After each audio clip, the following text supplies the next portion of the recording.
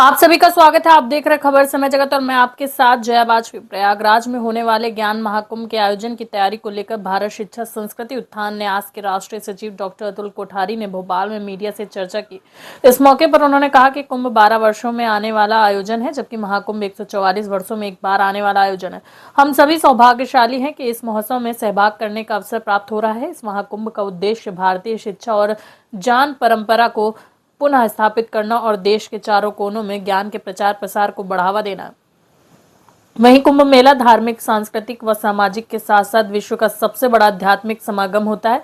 कुंभ मेले में देश भर के साधु संत, सन्यासी आदि एक साथ इकट्ठा होते हैं और देश की जनता का धार्मिक मार्गदर्शन करते हैं। इस महान अवसर पर शिक्षा संस्कृति उत्थान न्यास 10 जनवरी से 10 फरवरी तक ज्ञान महाकुंभ का आयोजन कर रहा है। इस महाकुंभ में देश के शिक्षा जगत में से छात्र, आचार्य, शिक्षाविद, शोधार्थी, शिक्षा से जुड़े शासन प्रशासन के पदाधिकारी, निजी शैक्षिक संस्थाओं के प्रतिनिधि आदि मिलकर देश की शिक्षा में आधारभूत परिवर्तन की प्रक्रिया को गति देने हेतु चिंतन मंथन करेंगे। वहीं 31 जनवरी को हरित महाकुंभ राष्ट्रीय सम्मेलन भी न्यास द्वारा आयोजित होगा। पत्रकार मित्रों, वैसे तो आपको सामग्री सारी दी गई है, लेकिन हम सब जानते हैं कि 144 साल के बाद होने वाला प्रयाग महाकुंभ देश में कुंभ की एक प्राचीन परंपरा है। इस परंपरा के अनुसार 12 कुंभ के बाद एक महाकुंभ ये सिर्फ प्रयागराज में ही होता है। तो एक बड़ा सौभाग्य हम सबका कि हम लोगों को ये देखने का अवसर मिलेगा। सबको तो नहीं मिलेगा, शायद 144 साल में एक ही बार आता है, तो सबको तो नहीं मिल सकता है, लेकिन हम लोगों को मिल रहा है।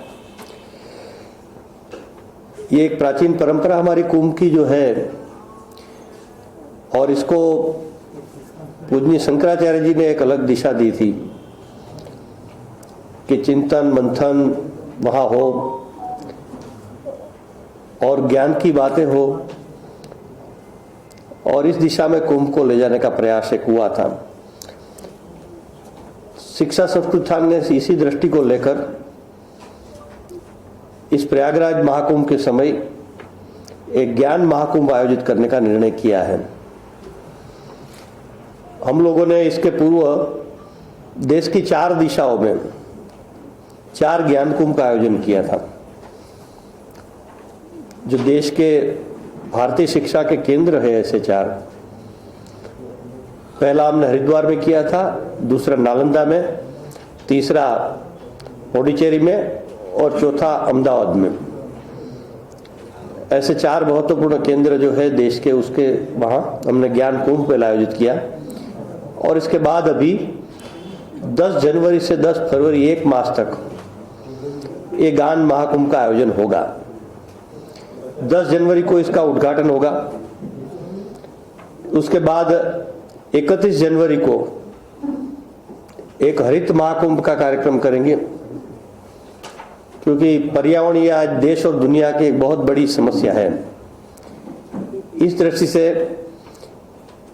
वहाँ की राज्य सरकार भी प्रयास कर रही है कि हरित महाकुंभ बने ये महाकुंभ।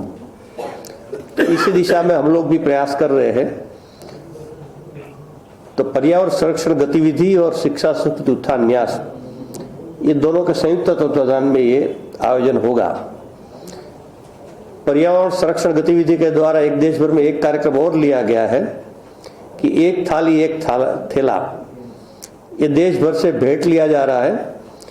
अभी तक लगभग 15 लाख आसपास इनकी संख्या पहुंच गई है। और वहाँ क्योंकि ये बहुत बड़ा कुंभ होगा, प्लास्टिक, थर्मोकोल आदि का उपयोग तो प्रतिबंधित है ही, लेकिन इतने करोड़ लोग वहाँ पत्तल में खाएंगे या कागज की प्लेट में खाएंगे तो भी कितना कूड़ा हो जाएगा। तो इसको रोकने के लिए ये जो देश भर से थाली और थैला इकट्ठा किए जा रहा है, वो वहाँ सभी साधु संत महात्माओं के शिविर, अखाड़े के शिविर होंगे, उन सबको भेंट रूप दिया जाएगा और इसका उपयोग किया जाए खाने पीने के लिए। इस प्रकार की एक व्यवस्था भी साथ साथ चल रही है। आप देख रहे थे भोपाल से आदित्य सराठे की रिपोर्ट। इस तरह खबरों को देखने के लिए सब्सक्राइब करें खबर समय जगत।